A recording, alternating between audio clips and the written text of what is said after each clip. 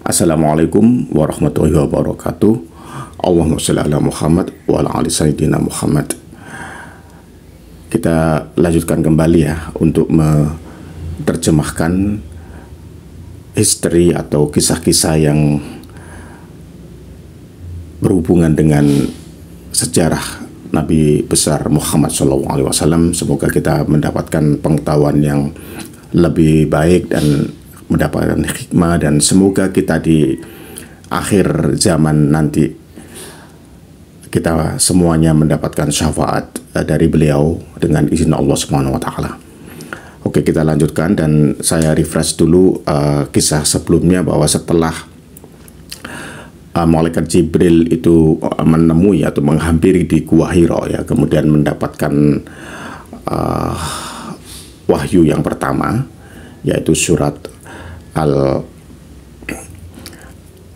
Al-Alaq ya, surat Al-Alaq. Dan pengalaman itu kemudian diceritakan oleh Nabi Muhammad kepada keluarganya gitu ya. Dan selanjutnya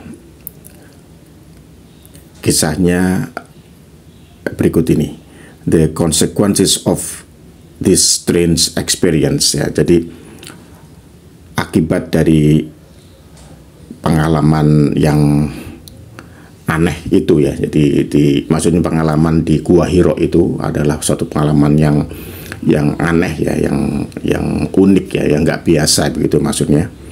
Were immense. Immense itu artinya besar, tapi di sini artinya meluas ya. Jadi cerita itu meluas di kalangan orang-orang Quraisy ya gitu, di masyarakat di sekitar orang Quraisy di Mekah itu ya. When Muhammad began to preach the word in Mekah, ketika Nabi Muhammad memulai berkhutbah di Mekah,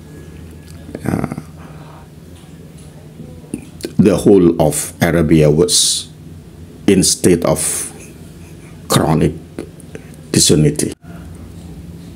Terjemahan bebasnya ini kira-kira seperti ini ya. The whole of Arabia, seluruh masyarakat, maksudnya seluruh Arabia, seluruh masyarakat Arabia was in a state of chronic disunity. Dalam keadaan dalam keadaan perpecahan gitu ya, dalam keadaan pecah yang bertahun-tahun ya. Kronis itu artinya kalau luka itu artinya tidak sembuh-sembuh ya, atau lama sembuhnya. Jadi kalau dalam arti ini adalah satu perpecahan yang menahun gitu ya, perpecahan yang sangat lama sekali. Each of the numerous Bedouin tribes, jadi setiap suku-suku Badui of the peninsula yang ada di semenanjung atau di jazirah Arab itu, was allowed unto itself and in a state of constant warfare. Jadi setiap suku-suku Arab yang ada di semenanjung Arab atau di Jazirah Arab itu was allowed ya. Jadi maksudnya itu karena sudah memulai berkhutbah Nabi Muhammad itu, kemudian itu menjadi satu aturan ya, menjadi aturan. Jadi makanya menjadi perpecahan, ada yang setuju dan ada yang tidak, itu maksudnya. Kemudian dan keadaan yang kacau atau perpecahan itu tadi menjadikan satu peperangan yang lama ya, yang tetap, maksudnya yang konstan, yang tetap sesama kelompok suku Badui tersebut ya. It seems impossible for the Arabs to unite, and that meant, jadi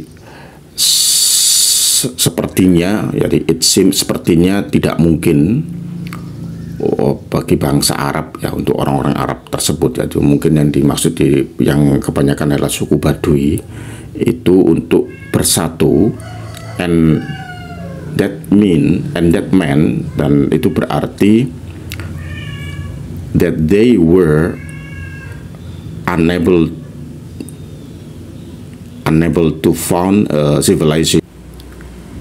Ini kok to found ya, bentuk lampu itu seharusnya to find, unable to find a civilization and polity. Jadi